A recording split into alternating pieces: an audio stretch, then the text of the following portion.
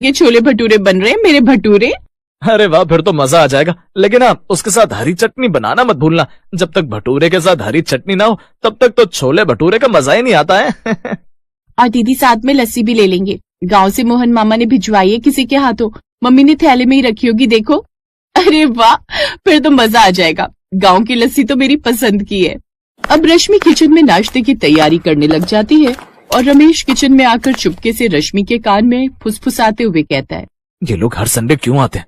क्या हमारा घर होटल है? अरे नहीं, वो बात नहीं है। मायके वाले ना होते ही ऐसे हैं, प्यार का बहाना लेकर आते हैं। अपनी बेटी के साथ कुछ समय बिताने को मिल जाता है उन्हें, और क्या। और अच्छा ही तो है। वैसे भी हम घर में गिनकर 3 लोग हैं, ये लोग भी आ जाते हैं तो परिवार बड़ा हो जाता है और फिर मिलकर गपशप और खाना पीना भी हो जाता है। अच्छा, वो छोले मसाला पकड़ाना तो। तभी नंदिनी भी किचन में आ जाती है। लाओ दीदी, मैं भी आपका हाथ बटा दूं। जीजू, आप जाकर बाहर मजे से टीवी देखिए, हम फटाफट गर्मा गर्म नाश्ता बनाकर ले आते हैं। रमेश अब बाहर चला जाता है और रश्मि कुछ देर बाद वो सबके लिए गर्मा गर्म खाना परोसती है, जिसे वो बड़े मजे से खाते हैं। इसके बाद वो सब बड़े मजे से सोफे पर बैठकर साथ में मूवी देखते हैं। एसी भी ऑन कर दो जीजू, तभी तो थिएटर वाली फीलिंग आएगी। इसके बाद जहाँ सब मूवी एंजॉय कर रहे थे, वहीं रमेश और सुलोचना को ऐसा लग रहा था जैसे वो अपने घर में नहीं बल्कि किसी और के घर में बैठे हैं, जहाँ उनकी मर्जी का तो कुछ भी नहीं हो रहा। लेकिन ये सिर्फ इसी संडे का नजारा नहीं था, बल्कि हर संडे अब यही होता था। ऐसे ही हफ्ता बीता और फिर अगले संडे फिर वही डोरबेल। बेटी, ये इस बार कच्ची आम लाई हूँ, चटनी बना लो।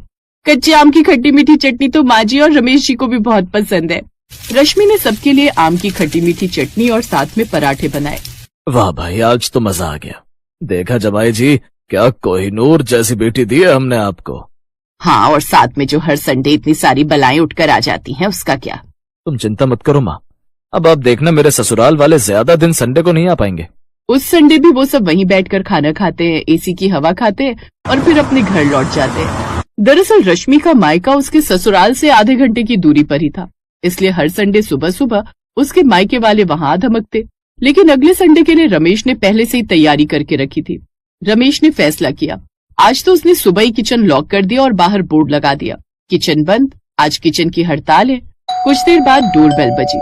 इस बार दरवाजा रमेश ने खोला। आइए आइए ना मम्मी जी, पापा जी।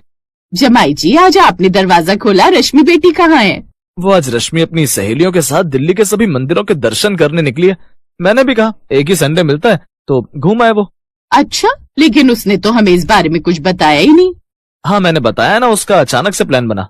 अब वो सभी अंदर गए और किचन की तरफ देखने लगे, जहाँ हड़ताल का बोर्ड लगा हुआ था।